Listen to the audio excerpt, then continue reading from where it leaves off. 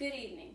My name is Latoya Williams, and today I will be speaking with you about the thyroid disorder Graves' disease.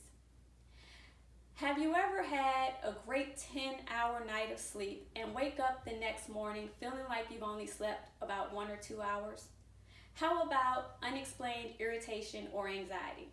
If so, these could be the symptoms of a thyroid disorder. I myself experienced these symptoms and was diagnosed with Graves' disease around 10 years ago. How many of you have heard of Graves' disease? Okay, 3 of you.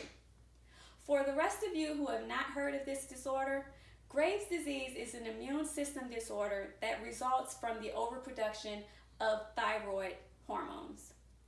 It is named after Irish physician Robert Graves, and it only affects approximately 2% of our population. So how would you know if you have a possible thyroid disorder? Well, I'm going to talk about some of the signs and symptoms associated with the disease, but first I would like to explain the cause of Graves' disease. Our immune system naturally protects us from foreign bodies such as bacteria and viruses. But when you have Graves' disease, those antibodies bind to our thyroid cells and cause them to overproduce. This overproduction is known as hyperthyroidism. So what are some of the symptoms of a thyroid disorder?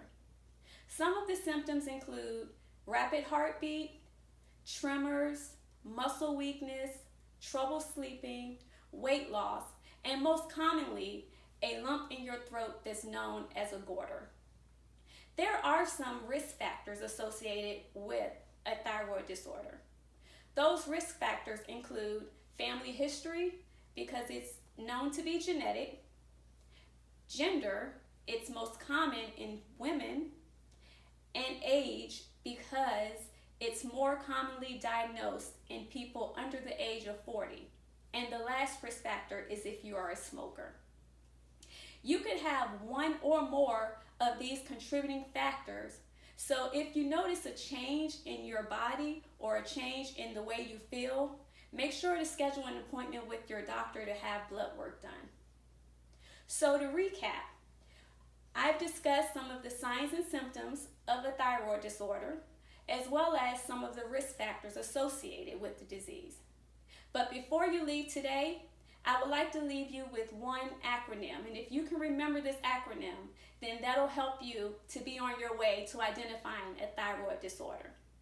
The acronym is SWEATING, SWEATING.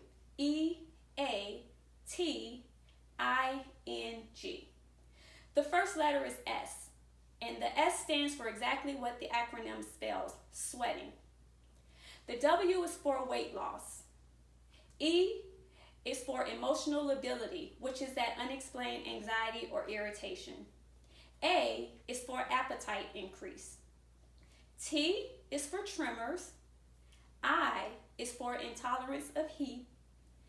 N is for nervousness. And G is for goiter, or that lump in your throat. Now, are there any questions for me regarding what we discussed today about Graves' disease? Okay. If there are no questions, then I want to thank you for coming to the presentation today and have a great day.